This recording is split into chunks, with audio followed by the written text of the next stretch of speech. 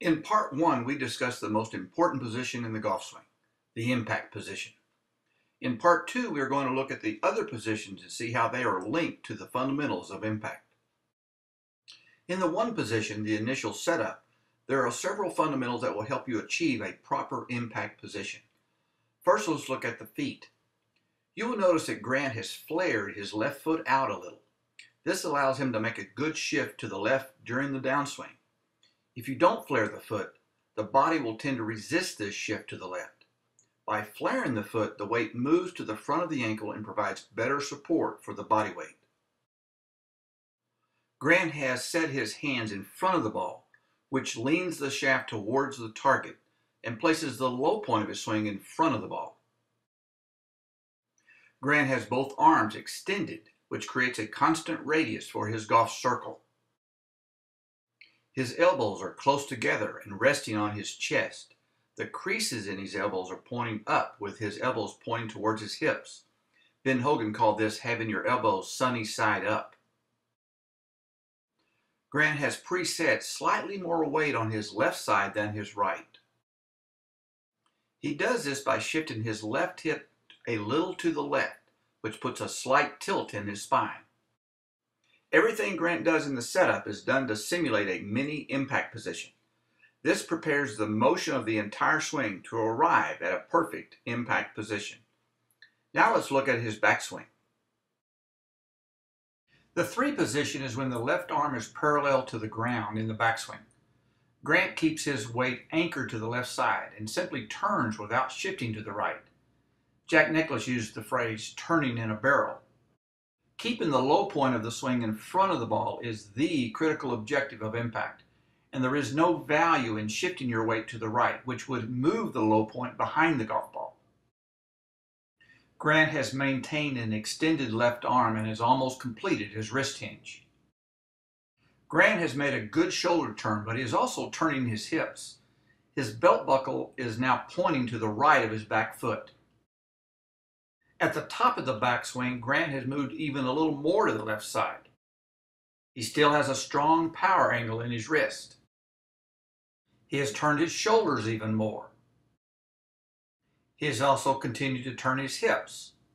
Notice how his right hip is higher than his left hip. This is because he is extending his right leg as he is flexing his left leg. He is planting that left leg like a field goal kicker, loading the leg with power, and will unload that power with a leg extension during impact.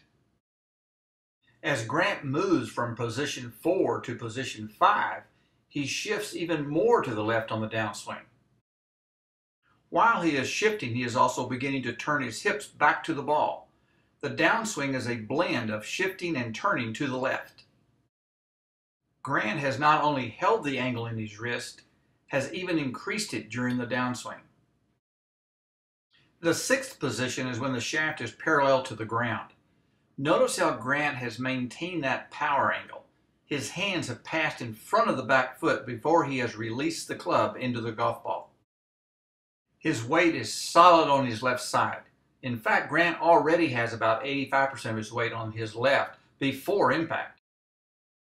Grant has his right elbow tucked into his side and is swinging the club with the connected core of his body. This is Grant right before impact, and it's important to notice how his hands have moved in front of the ball before he hits the ball. This places the low point of the swing in front of the ball and allows him to hit down and take his divot after hitting the ball. The eighth position is the first position after impact and provides clues as to what fundamentals existed prior to and during impact. Grant has extended his right arm, so now both arms are extended. As the body turns through impact, the arms remain in front of the body as well. He has kept his head stationary and is pushing his belt buckle towards the target. Through impact, you want to avoid overturning the hips and make sure you are correctly blending the weight shift with the turn.